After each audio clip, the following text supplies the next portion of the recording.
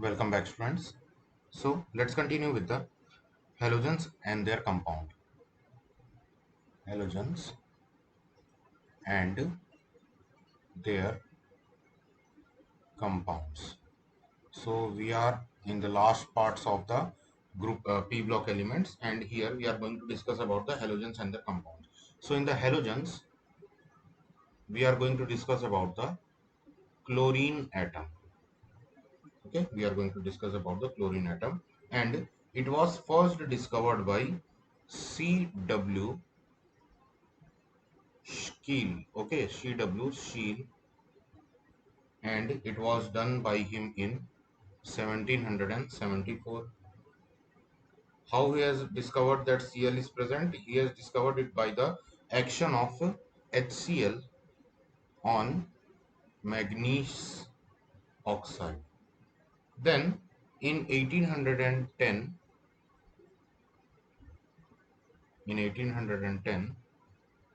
Davy Davy established the elementary nature for chlorine.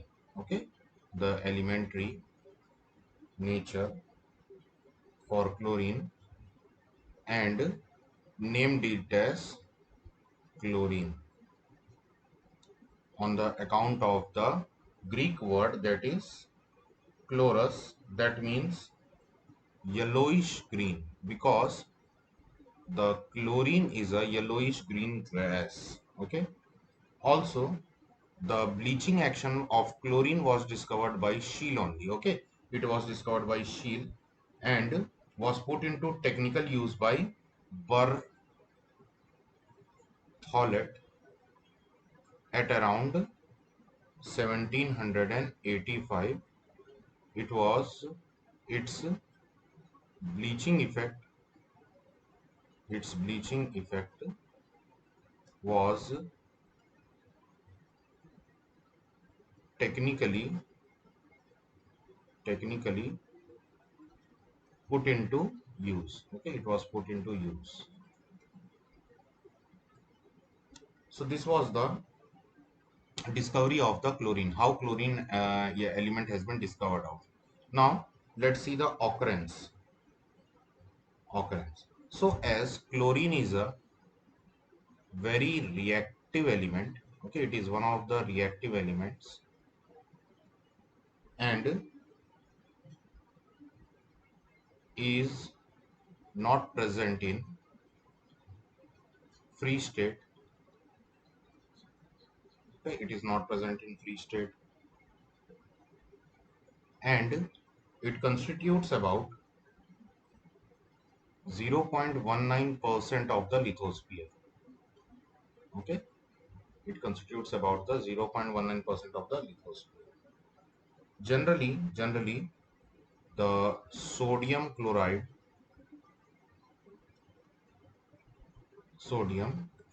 that is NaCl, sodium chloride, that is NaCl, and chlorides of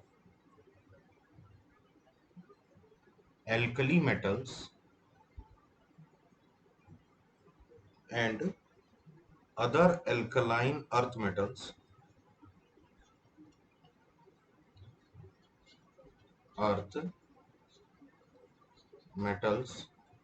are source of chlorine. Okay, they are the major source of chlorine, but some of the other sources of chlorines are Sylvine, that is potassium chloride, carnallite,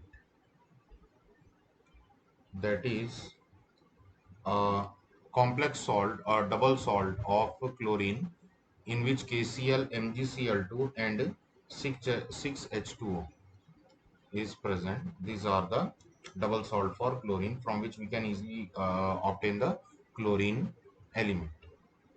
Next, for preparation, how to prepare or how to obtain chlorine. So the first method is by heating manganese dioxide with concentrated HCl. So when manganese dioxide is been heated with concentrated HCl,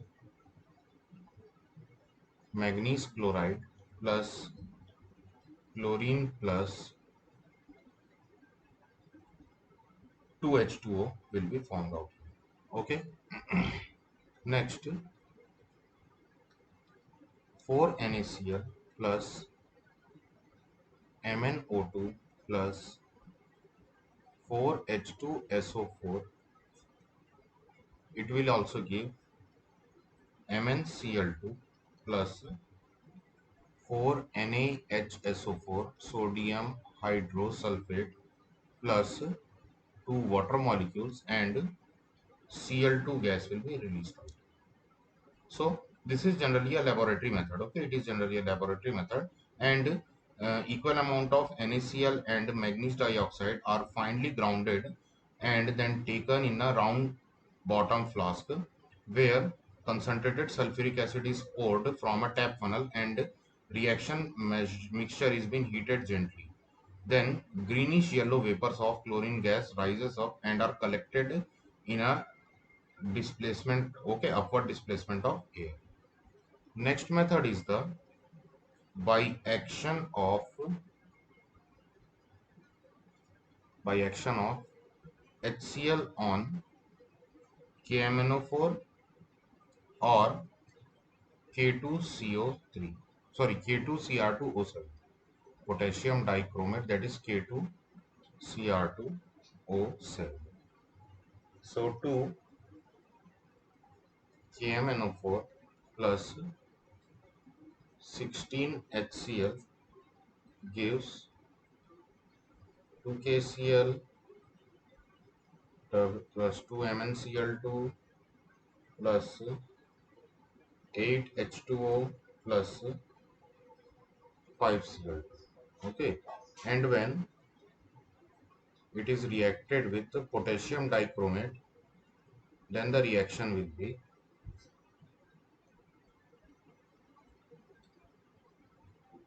2 KCl plus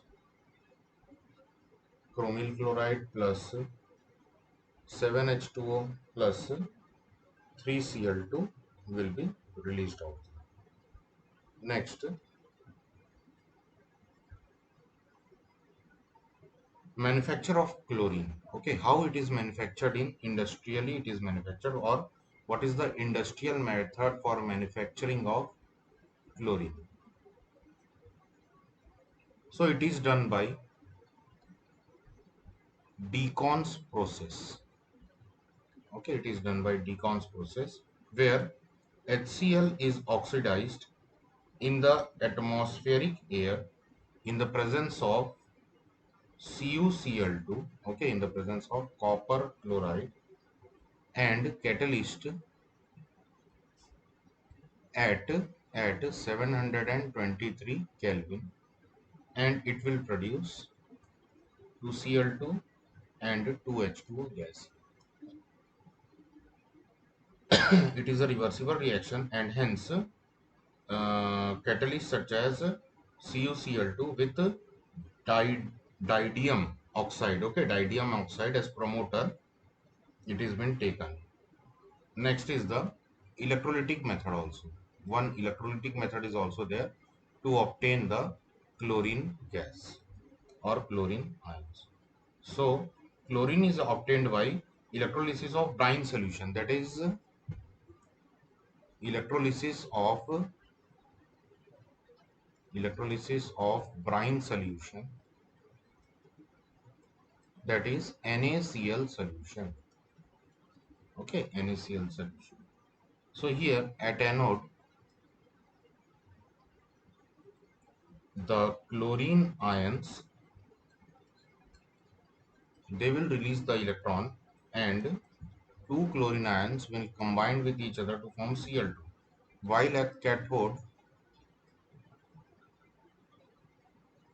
the sodium ion will collaborate with the electron there to form sodium, and then two sodium will react with two water molecules to form NaOH, sodium hydroxide, plus H2 gas will be released out. What are the properties of chlorine? And in that properties, first is the physical properties of chlorine. Physical properties of chlorine. So it is a greenish yellow gas. Greenish yellow gas. It has strong pungent smell. Strong pungent smell. It is a poisonous. It is a poisonous gas. Can causes headache. Causes headache. HEADACE, poisonous gas which can cause headache. It is about it is about 2.5 times heavier than air. Heavier than air. It has strong pungent smell and suffocating odor. It is having suffocating odor. Means it is very hard to smell this particular gas. It is having suffocating odor. Soluble in water. It is soluble in water and is called chlorine water. Okay, and is called chlorine water. Also dissolves in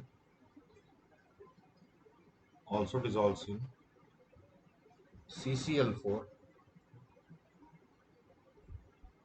It liquefies at 239 Kelvin. Its boiling point temperature is 239 Kelvin and melting point temperature is 171 Kelvin.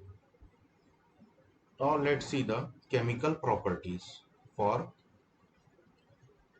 chlorine. So generally it combines with metals, okay, that also alkali metals and alkaline earth metals. Generally it combines with metals such as it is combining with sodium to form sodium chloride. It combines with calcium to form calcium chloride. It combines with iron on heating to form ferrous ferric chloride. Okay, it combines with aluminium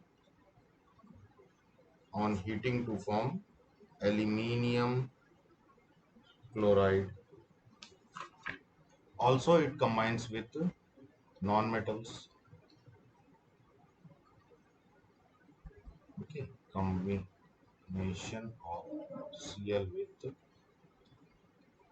non-metals also. It combines with non-metals also. So in the non-metals, sulfur combines with chlorine to form H2Cl2, that is sulfur monochloride. Potassium combines with chlorine to form potassium pentachloride. Okay. Also they combine with metalloids also. They can also combine with the metalloids also. Combination of Cl with metalloids with metalloids. So there, such as arsenic, I am taking the metalloid as arsenic. They will form arsenic trichloride. They will combine with antimony to form antimony trichloride. Okay. Next, the next chemical property for chlorine is the affinity for hydrogen. The affinity for hydrogen.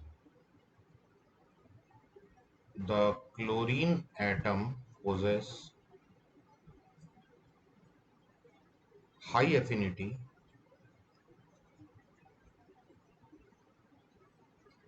for hydrogen atom. For hydrogen atom, and it forms HCl. Okay, it reacts with hydrogen to form HCl. So here H2 plus Cl2 will give 2HCl.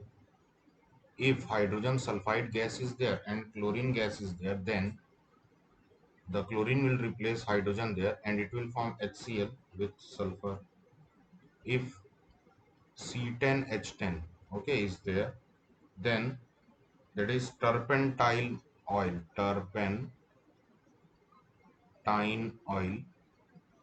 Then the turpentine oil, the hydrogen will form 16 HCl plus 10 carbon will be released out here. Okay, so this is the affinity of chlorine with hydrogen. Action with water. Action with water. So due to high affinity of chlorine with hydrogen, they gets decomposed.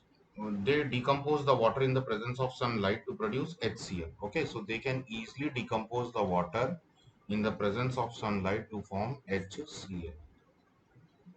Okay, they will easily decompose the water in the presence of sunlight to form HCl. Action with halides. How they react with halides. So the chlorine displaces the less electronegative halogens. Okay, that is bromine and iodine. Chlorine displaces the less electronegative halogens, bromine and iodine, from their metallic halides. So 2Kbr plus Cl2, it will give 2KCl plus Br2. They will replace by the bromine. Okay, they will replace the bromine and iodine from their salt compounds. Okay, they will easily replace bromine and chlorine from their salt compound. Next, action with alkali.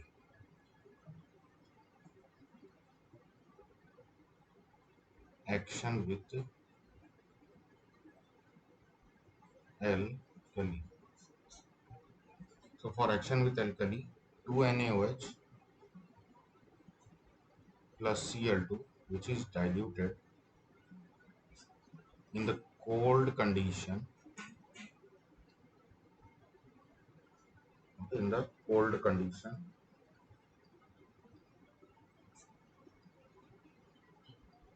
they will produce NaCl plus sodium hypochlorite plus water. Similarly, they react with potassium hydroxide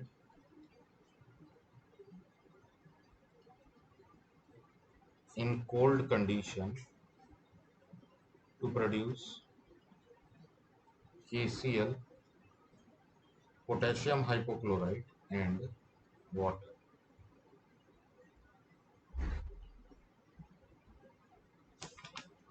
Next,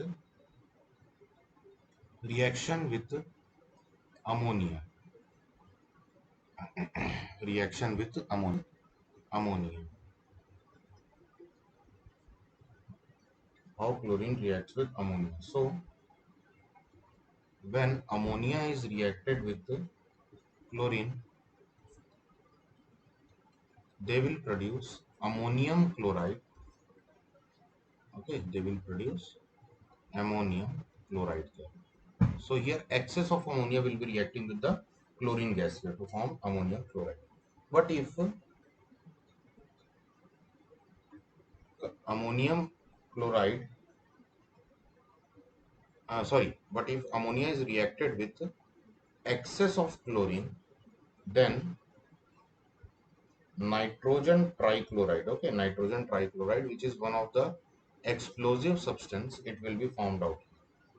If ammonia is if chlorine is reacting with ammonia in excess, okay, if chlorine is reacting with ammonia in excess.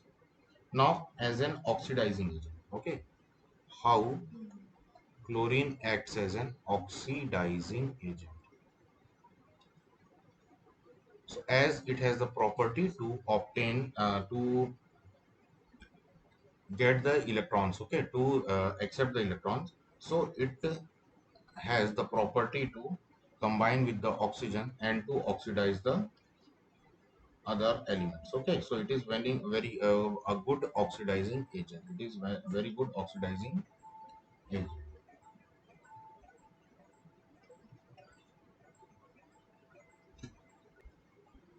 It is one of the good oxidizing agent. Next, we can see the oxidizing agent property for chlorine by reacting it with sulfur dioxide. There 2HCl plus H2SO4 will be released. Cl2 plus H2O plus sodium sulfates and sulfides. There also they will oxidize. There also they will oxidize the compounds there. Okay. So these are the properties of chlorine as an oxidizing agent. Last is the bleaching nature of oxygen. Okay, bleaching nature of oxygen. Bleaching agent. Chlorine as an bleaching agent. So chlorine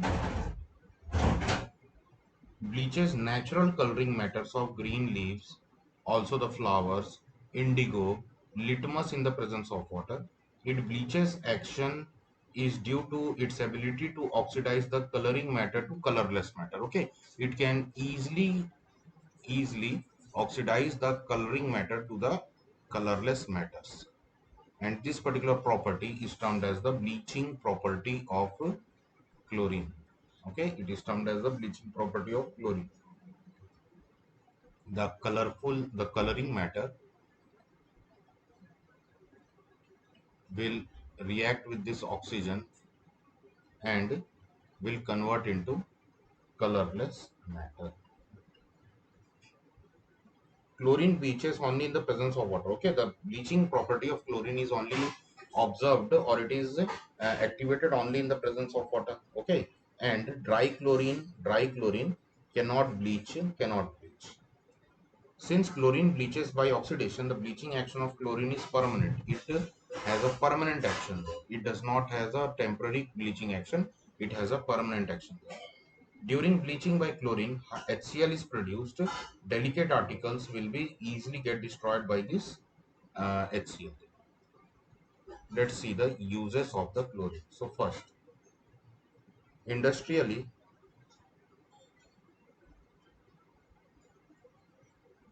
industrially for bleaching wood pulp, okay, for papers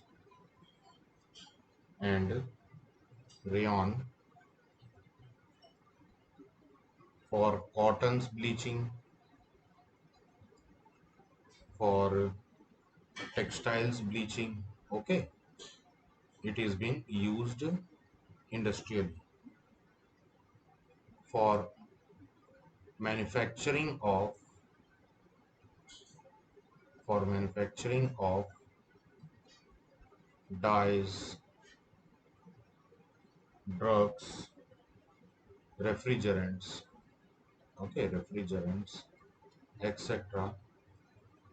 It is being used in the manufacture of chloroform, okay, for manufacturing chloroform, for manufacturing chloroform, that is CHCl3, CCl4, for manufacturing of chloroform, carbon tetrachloride, etc. Okay, it is being used for dry cleaning. Also, it is being used for the manufacturing of flash light powder. Okay, flash light powders, matches, and explosives. The chlorates, for the formation of chlorates, it is used. Okay, so okay, one more important use is that it is used for making PVC, polyvinyl chloride, polyvinyl chloride. It is one of the major plastic products which is today used in very large amount. Okay, PVC.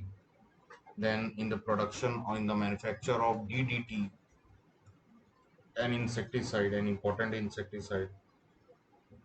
So this is one of the important element. Okay, it is one of the important element for the for our daily life purpose. Okay, many important things is been made from chlorine only. Now let's see the compound of chlorine, that is HCl. So how HCl is been prepared? It is one of the important compound of chlorine, that is hydrochloric acid, and let's see how it is been prepared.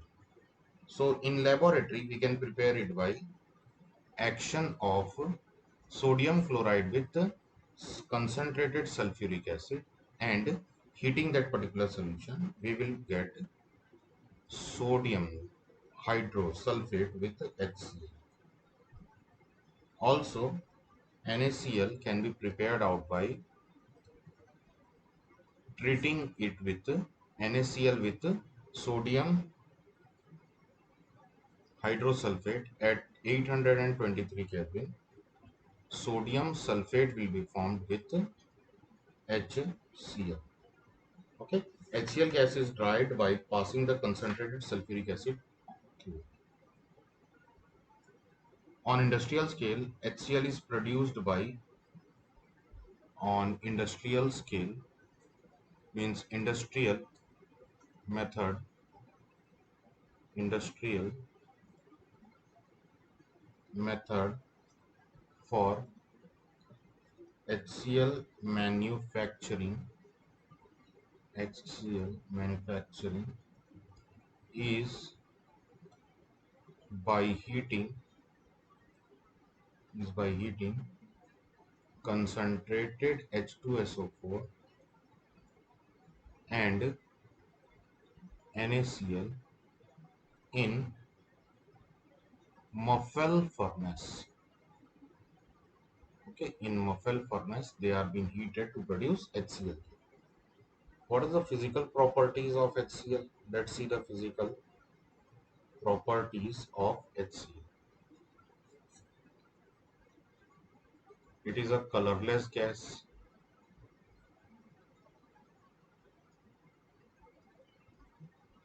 has pungent and suffocating smell, pungent and suffocating smell,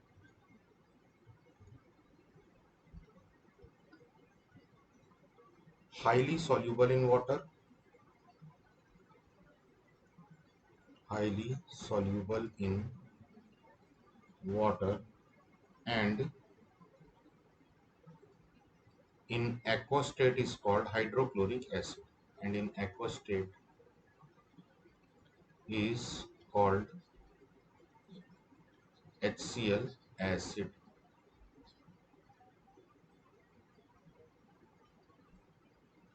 The gas fumes in moist air.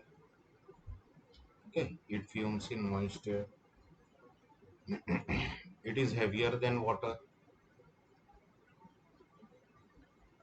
It is, sorry, it is heavier than air. Okay, not water, it is heavier than air.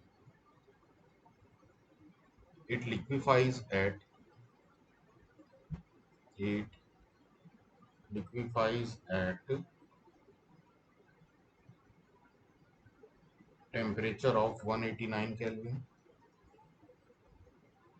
boiling point 189 Kelvin, melting point 159 Kelvin. So let's see the chemical properties for HCl. So it turns blue litmus, sorry, uh, dry HCl, dry HCl does not indicate any changes, any changes on litmus. Okay, it will does not indicate any changes on the liquid litmus, but aqueous solution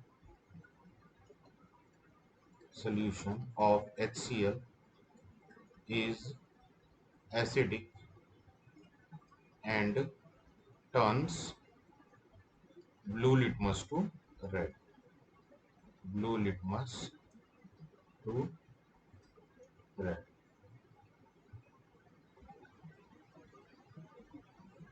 So we will continue the chemical properties for chlorine in the next class.